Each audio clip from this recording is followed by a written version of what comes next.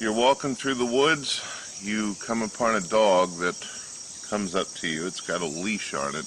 Apparently it's escaped its owner. Most antinatalists, of course, by definition, don't like the idea of there being life in this world, because where there's life, there's suffering, there's death, and there's pain. So the question is, ladies and gentlemen, is this: would you, if no one was looking, no consequences, no cops, no police, put the dog out of its misery? That question is not relevant to antinatalism. The key words being antinatalism. What you're asking is outside of the natal stage, and while many antinatalists have an opinion on that, it is not a valid question to pose if you want to do it under the banner of antinatalism. Same scenario, question 2. You see a child that walks up to you in the woods. No one's looking, no one's paying attention. Would you take out the child's life so it doesn't have to grow up and put up with the suffering and pain and death in this world? Again, this is outside the bounds of antinatalism.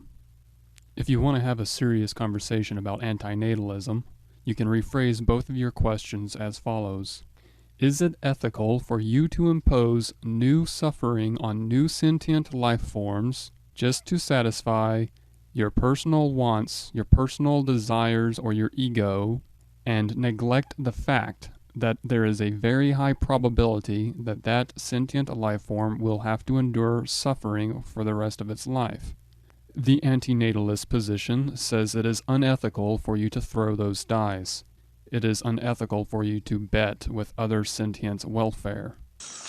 Number 3, you're presented a button that is connected to every explosive in the world. Would you push the button in order to ensure that humanity, as well as the animal kingdom, never has to suffer again? Because remember, if they don't exist, they don't hurt.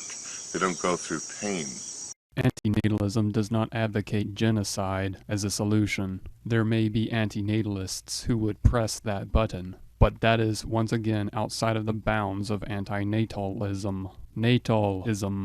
Natal. The creation of suffering, not the elimination of suffering, is what is addressed by antinatalism.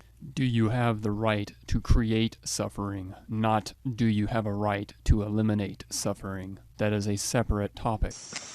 I think the idea that there's people using up your resources, your things that you want, your life, they're causing you to be uncomfortable, causing you anxiety, is the reason why that you have the views you do.